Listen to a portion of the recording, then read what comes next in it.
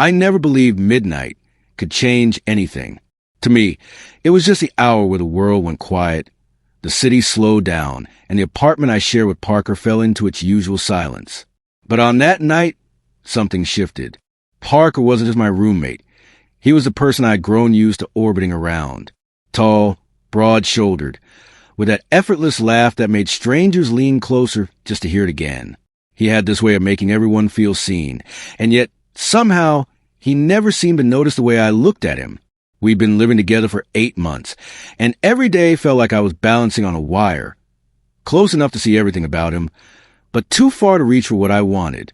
But that night, midnight didn't let me hide anymore. What would you do if your closest secret was suddenly standing at your bedroom door, asking to come in? I remember it clearly. I had just turned off the lamp by my bed.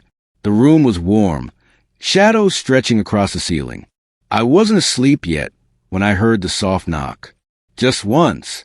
I thought maybe I imagined it, but then it came again, gentle, hesitant. "Hey!" Parker's voice slipped through the crack of the door low, like he didn't want the walls to hear.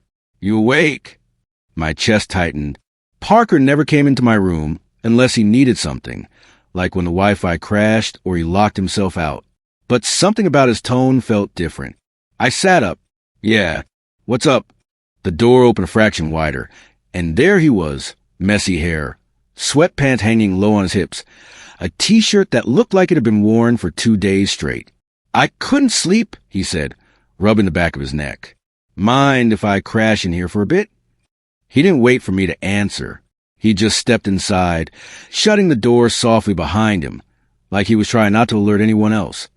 Even though it was just the two of us in the apartment, I shifted to make space on the bed. My heart was pounding so loudly I was afraid he'd hear it. He slid under the blanket, like it was the most natural thing in the world. The mattress dipped, his shoulder brushing mine, and suddenly the space felt too small, too charged. I could smell the faint mix of his cologne and laundry detergent clinging to his shirt. Have you ever felt a moment stretch so thin you knew, if you moved even slightly, it would snap into something you could never take back? For a while, we didn't say anything.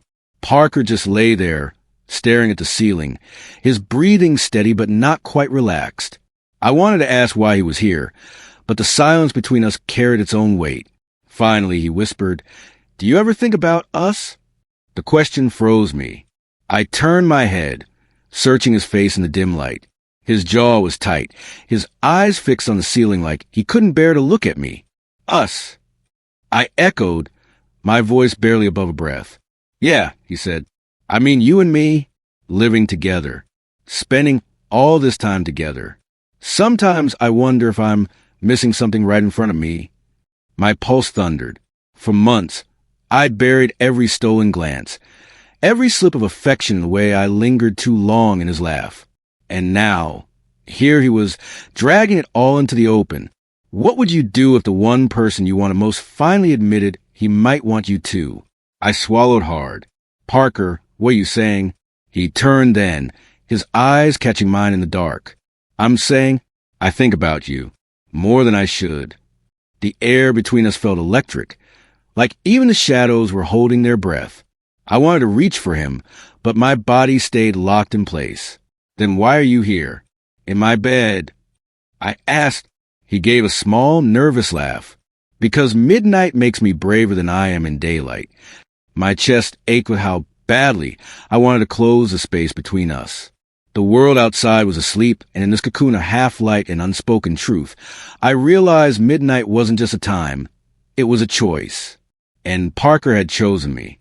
Sometimes the scariest part isn't that they want you to, it's realizing your life will never be the same after this moment. I shifted slightly toward him, the blanket rustling between us. Parker's eyes searched mine, and for the first time, I saw something vulnerable behind them. Not the confident guy everyone loved, but someone terrified of being rejected. "You don't have to say anything," he whispered quickly. "I just needed you to know. If this is weird, I can go back to my room." The thought of him leaving twisted in my chest. "No," I said, firmer than I intended. My hand twitched against the sheet, itching to close the inches between us. "Stay." Parker exhaled, almost like he'd been holding his breath for hours. He turned onto his side, facing me fully now. His knee brushed mine, sending a shiver through me I couldn't hide. What if the line you've been afraid to cross your whole life was suddenly erased in the dark, and all that was left was him? I laughed nervously, breaking the heavy silence. You picked a hell of a time to confess, Parker. His lips curved into the faintest smile. Midnight felt right. There was again that word, midnight. A time that used to mean nothing now felt like the pulse of something inevitable. I finally let my hand drift, brushing against his. He didn't pull away. Instead, he turned his palm up, letting our fingers intertwine, like it was the most natural thing in the world. You know I've thought about this too, right? I admitted softly. His eyes widened, almost boyish in their surprise. Seriously? Every single day since we moved in, I confessed. I just never thought you. I do, he cut in, his voice rough with urgency. I really do.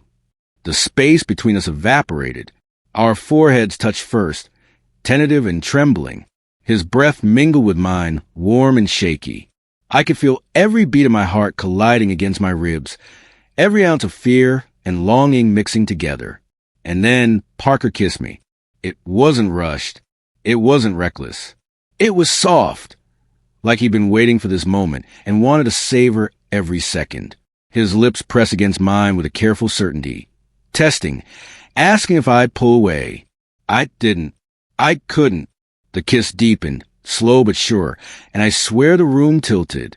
8 months of hidden glances, of accidental brushes of shoulders, of swallowing words that wanted to escape. All of it poured into that kiss. Have you ever realized in one single kiss that everything in your life has just changed forever? When we finally pulled apart, Parker rested his forehead against mine. His voice was barely a whisper. I was so scared he didn't feel the same. I laughed softly, though my throat was tight. Guess we were both idiots. He chuckled, his thumb brushing across my knuckles. So what happens now? The question hung between us, heavy but hopeful. I wanted to say everything. How I wanted mornings with him. Late night talks that ended in kisses. 1,000 little moments where Parker wasn't just my roommate, but my everything. But all I said was, we figure it out. Together. His smile widened, real this time, lighting up even the dark. The minutes stretched into hours, neither of us sleeping. We stayed tangled in whispered confessions. Things like how he'd always noticed the way I lingered in the kitchen when he was cooking, or how I caught myself memorizing the sound of his laugh. Every word was a piece of a puzzle I didn't even realize we'd been building since the day we met. By the time dawn crept through the blinds, I knew one thing for certain. Midnight had changed everything. Because sometimes the love you've been searching for doesn't come from across the world. It comes from the roommate knocking at your door at midnight. The next morning felt strange in the best way. Parker made coffee like always, but instead of handing me my mug with a casual grin, he leaned in and pressed a kiss to my temple.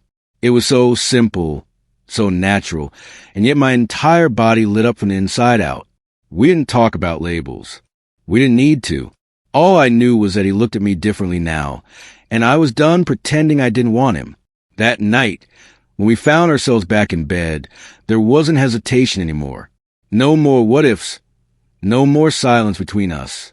Just Parker. Just me. Just the quiet truth of two people finally brave enough to want each other.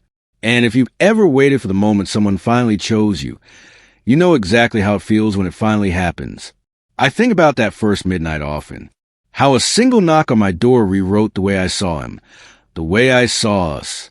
People always talk about turning points in their lives, graduations, job offers, moves to new cities. But mine was simpler. Mine was the moment my roommate Parker wanted me, and I finally let myself want him back. And if midnight could do that once, I couldn't wait to see what the rest of our nights might bring. Because sometimes love doesn't knock politely. It arrives at midnight, climbs into your bed, and never leaves again.